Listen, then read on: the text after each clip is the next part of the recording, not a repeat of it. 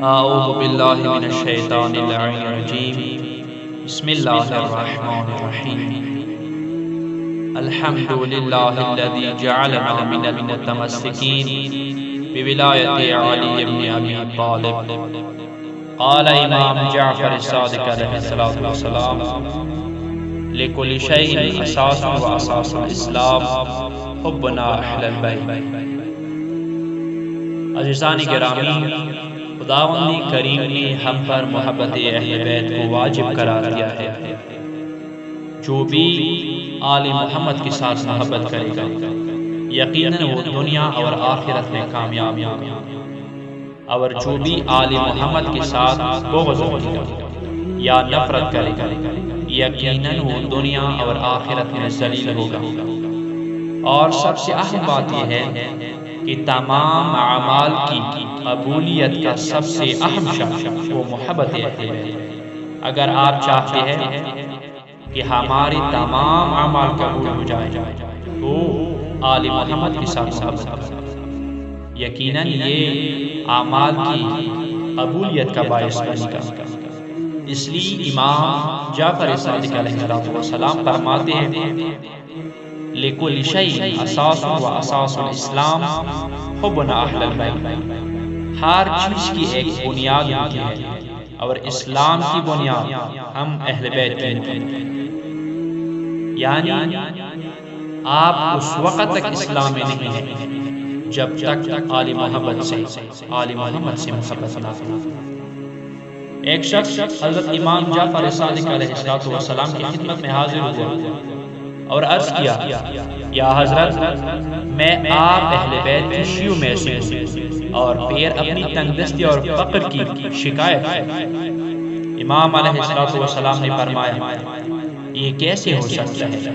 وہ ہمارا شیعہ اور محبی ہو اور اپنے آپ کو فقیر بھی سمجھتا ہو، جبکہ ہمارے سب شیعہ بہت بڑے ثروت مند ہوتے ہیں۔ تیرے لیے ایک ایسی نفع بخش تجارت اللہ تعالیٰ نے قرار دی ہے جو بہت زیادہ نفع والی ہے۔ اس شخص نے پوچھا، مولا وہ تجارت کون سی ہے؟ امام علیہ السلام نے فرمایا، اگر آپ سے کوئی ثروت مند کہے کہ ساری دھرتی کو تیرے لیے چاندی سے بھر دیتے ہیں، تم ولایت اہل بیت علیہ السلام سے دستبردار ہو جاؤ اور ان کی محبت اپنے دل سے نکال دو اور ان کی دشمنان کی محبت و دوستی اپنے دل میں ڈال دو، تو کیا ایسا کرنے کو تیار ہو جاؤ؟ اس شخص نے عرض کیا، نہیں اے فرزند رسول، بلکہ اگر پوری دنیا کو سونے سے بھر کر کوئی مجھ سے ایسا مطالبہ کرے تو بھی میں اس کا مطالبہ مسترد کر دوں گا۔ امام علیہ السلام نے فرمایا، عرض کیا، مولا دیکھا میں کہتا ہوں آپ فقیر نہیں ہیں، بے نوا تو وہ ہوتے ہیں جن کے پاس یہ خزانہ جو آپ کے پاس ہے نہ ہو۔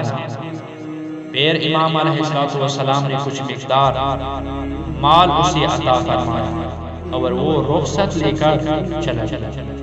عزیزان محترم، محبت اہل بیت کے بہت سے فوائد ہیں، یعنی جو بھی آل محمد کے ساتھ محبت کرے آل محبت سے بغض نہیں رہے یقیناً سب سے بڑا غنی ہے، سب سے بڑا امیر ہے۔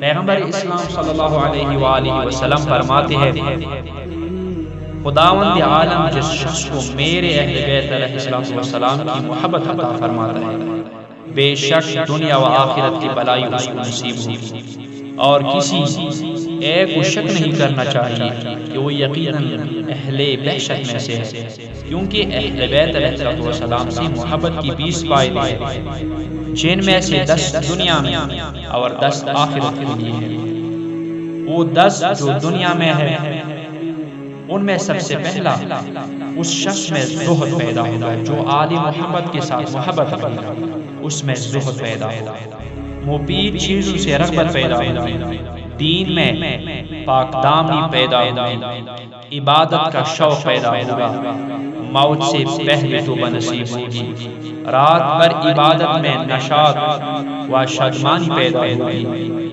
لوگوں کے پاس موجود چیزوں سے چشم پوشی پیدا ہوگی، پروردگار کے احکام کی پابندی پیدا ہوگی، دنیا سے بے رغبتی پیدا ہوگی، جود و بخشش پیدا ہوگا۔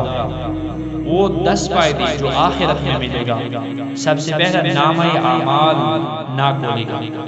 جو شخص آل محمد کے ساتھ محبت کرے گا اس کا نامہ اعمال نہ کھولے گا، میزان کا قائم نہ ہوگا، دائیں ہاتھ میں نامہ اعمال ملے گا، عذاب سے آزادی کا پروانہ ملے گا، اس کا چہرہ نورانی ہوگا، بدن پر جنت کا لباس ہوگا، اہل خاندان سے 100 لوگوں کی شفاعت کرے گا، خدا کا نظر و کرم ہوگا اس پر، سر پر جنت کا تاج ہوگا، اور جنت میں بلا حساب کتاب داخل ہوگا۔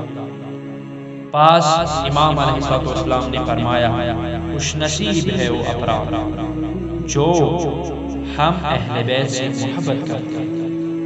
یقیناً جو آل محمد کے ساتھ محبت کرتے ہیں سب سے بڑا امیر وہی ہے، اور سب سے اعلیٰ اخلاق والا ہے، اور سب سے اعلیٰ درجے والا ہے۔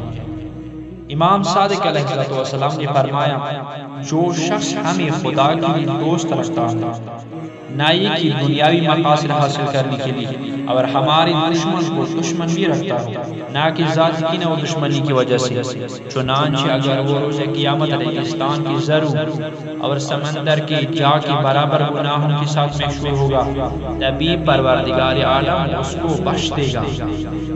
اسی طرح پیغمبر اسلام نے فرمایا، ہم اہل بیت سے محبت گناہوں کو ختم کر دیتی ہے اور نیکیوں میں اضافہ کا سبب بنتی ہے۔ عزیزان کرام، یہ سب سے بڑی شرف ہے، سب سے اہم بات ہے کہ جو بھی آل محمد کے ساتھ محبت کرے گا یقیناً اس کے تمام گناہ بخش دیے جائیں گے۔